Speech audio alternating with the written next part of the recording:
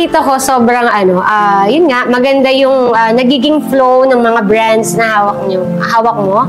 And ano ba yung kailangan ng isang brand para lumakas at maging successful yung brand? Kami, if we want to simplify kung paano ba mag-create ng brand. So, nagsisimula talaga tayo sa strategy.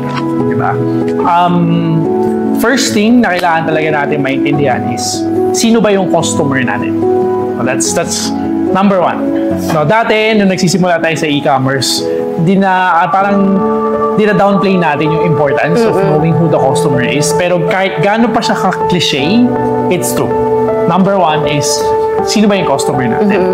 And then once na ma-figure out kasi natin yung customer natin, the second thing that we have to understand is, ano ba yung unique selling point or messaging or angle or kung ano mang gusto mong tawag doon. So, the simplest explanation na ginagawa natin is, I'm sure you've heard it, di ba parati din ginagamit yung word sa mga startup, product market fit. Narinig nyo na ba yan? Very important yung word na yun. Kasi any business, any brand, that's the only thing na kailangan natin gawin. Product market fit. For example, if you have, let's say, an accountancy firm, right? That's a product. Okay? But then, in a sea full of accountancy firms, marami dyang mga markets na na-capture na.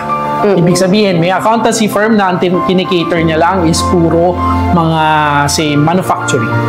May accountancy firm na kinikater niya lang is puro mga big businesses. Meron puro SMEs only. Marami ng markets yan. So, ang kailangan mong hanapin is yung market na nagre-resonate doon sa message mo, plus open pa for you to take. Ibig sabihin, wala pang kumukuha nun. Di ba? Kumbaga sa pie, nahanap mo yung open part. Yes. No. So, again, marketing terms, people would use the term market gap. Di ba? Nahanap mo yung butas na pwede mong i-utilize. Okay? So, again, product, market. Product market fit. Pag nahanap mo yun, dun ka magkakaroon ng tinatawag nating positioning. Okay? So, let me give an example. For example, if we look at the best brands in the world, say, product natin is hand soap. Okay? So, hand soap could be sold in so many ways. Pwede mo siyang benta as a beauty soap, like what you guys probably is doing. Pwede mo siya ibenta as antibacterial soap. Pwede mo siya ibenta as family soap. Ang dami nun. Lahat yon are small pockets of the market. Ngayon, among those, sino kaya sa tingin mo ang pinakamadali for you, being you, knowing your skills, your persona, your character, whatever it is, ang pinakamadali sa'yo i-target? No? So, in this case, beauty soap.